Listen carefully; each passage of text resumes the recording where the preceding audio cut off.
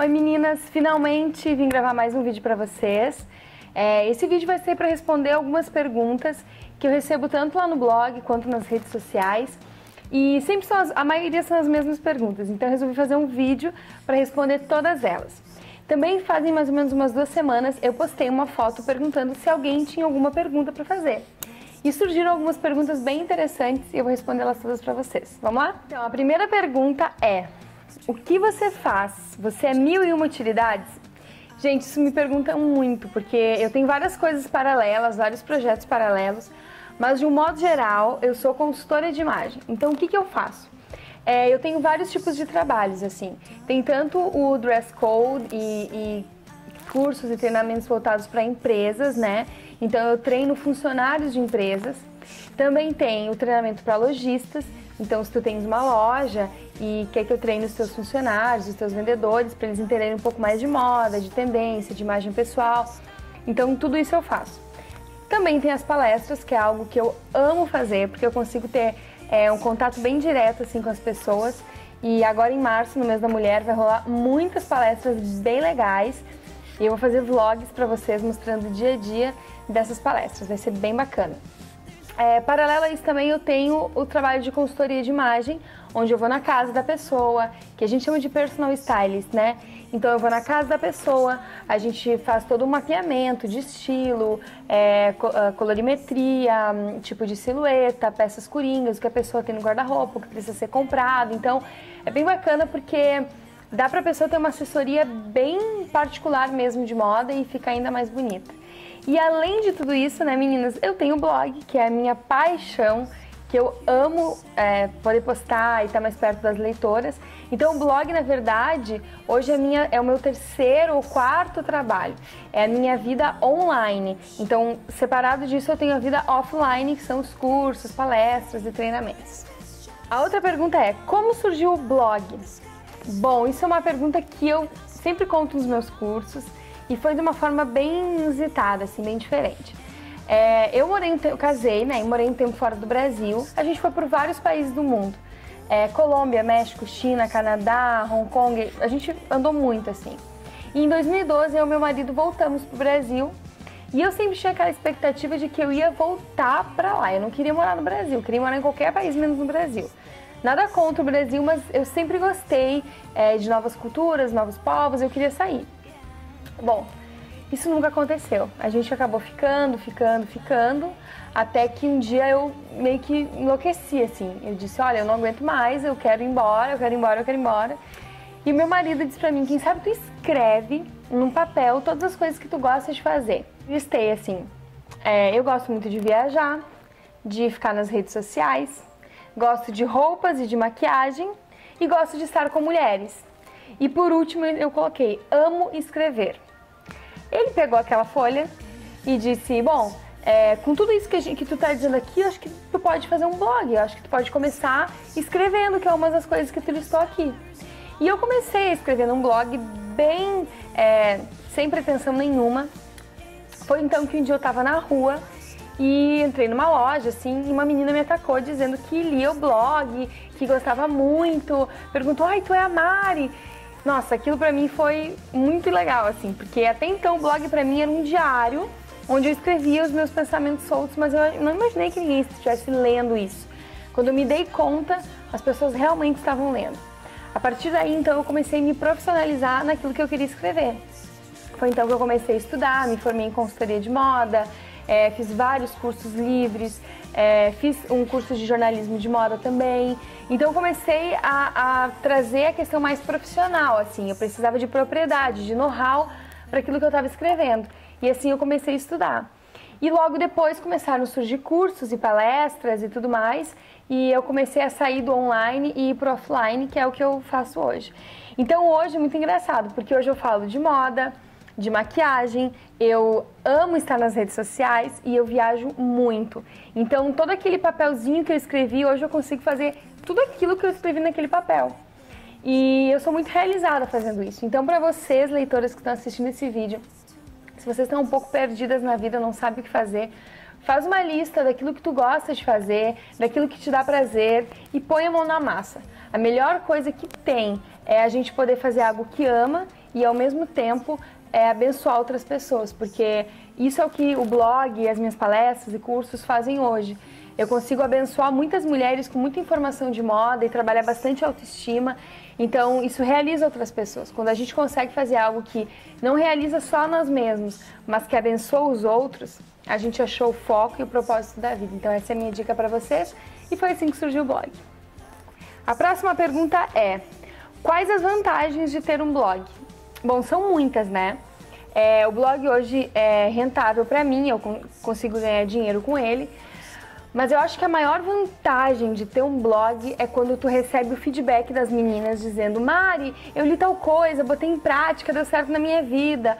Ou Mari, eu tava triste, chateada, com a minha autoestima baixa, e li o blog e isso melhorou. Então, sempre quando eu recebo algum depoimento, algum testemunho, alguma coisa que as meninas me disseram que fez a diferença na vida delas, isso pra mim é a coisa mais vantajosa do blog. Então, ter esse feedback de vocês pra mim é bem importante. A próxima pergunta, gente, eu recebo muito essa pergunta e eu vou responder de uma vez por todas, tá? Você é cristã? Sim, sou cristã. No Brasil a gente tem uma denominação de cristã evangélica, né? Mas eu costumo dizer que eu sou cristã, porque eu sou seguidora de Cristo. Eu uso na minha vida, no meu dia a dia, os princípios que eu aprendi com Jesus. E esses princípios fazem com que eu seja uma seguidora de Cristo, por isso sim, eu sou cristã. E entrando nessa área de cristã, eu sei que tem muitas leitoras lá do blog que também são cristãs, e muitas delas fizeram algumas perguntas bem interessantes que eu vou mostrar para vocês agora.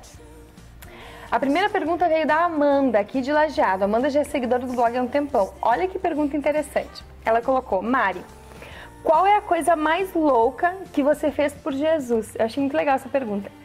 Gente, a coisa mais louca que eu fiz por Jesus foi em 2011, que eu fui para a China, e lá eu trabalhei com 2 grupos de pessoas. Eu trabalhei com leprosos e trabalhei com crianças de um orfanato clandestino. E foi uma experiência única na minha vida, assim. Trabalhar com leprosos, ver aquelas pessoas jogadas, excluídas da sociedade, sabe? Lá na China, a lepra é uma doença vista como uma maldição, alguma coisa ruim que aconteceu, ou uma praga que aquela pessoa está pagando, alguma coisa assim. E eles não veem isso como uma doença. Então, quando alguém é diagnosticado com lepra, eles abandonam essa pessoa numa vila e ela fica lá até morrer. E a gente não poderia entrar naquela vila, mas a gente sabia a necessidade que aquelas pessoas tinham de receber amigos, de receber ajuda. Então, eu, meu marido e mais um grupo de pessoas, de jovens da Jocum, que é Jovens com uma Missão, a organização que eu participei, nós íamos nessas vilas de leprosos levar remédios, levar roupa, água e todas essas necessidades básicas, assim. Foi uma experiência muito louca, porque não pode ir em vila de leprosos na China.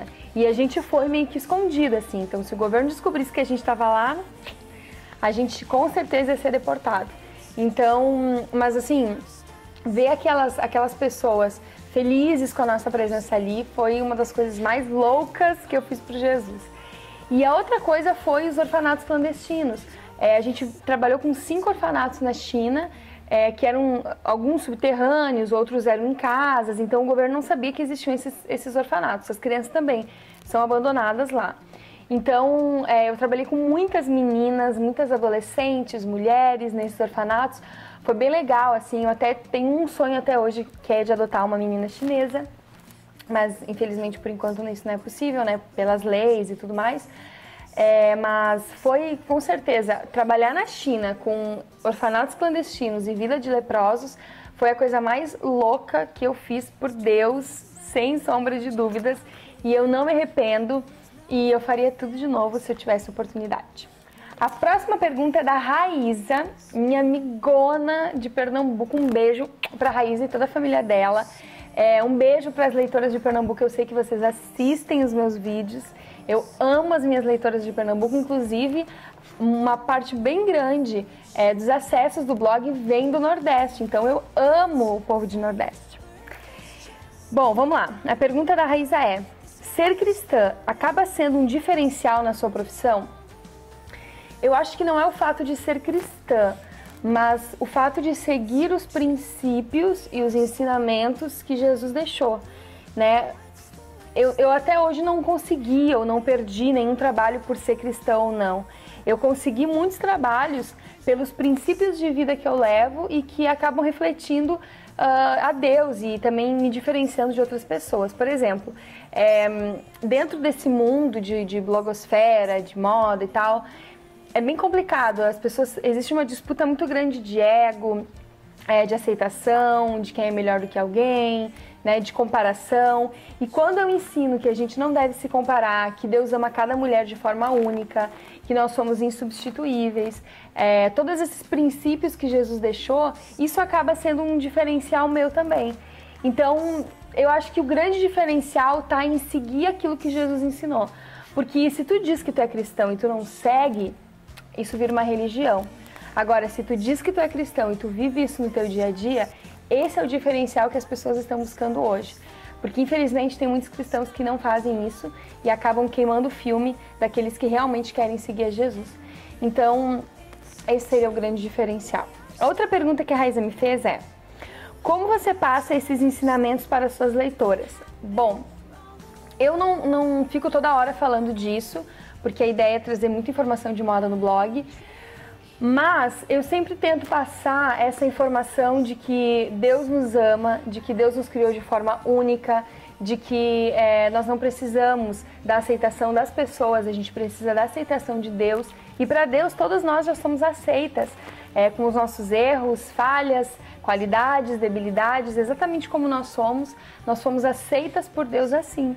Então, essa é a maneira que eu tento sempre passar o amor de Deus para as minhas leitoras, mostrando para elas que, independente do que elas façam, da maquiagem que elas usam, da roupa que elas usam, se elas pagaram R$5 ou R$5.000 por aquele vestido, se a maquiagem delas é importada ou nacional, não importa.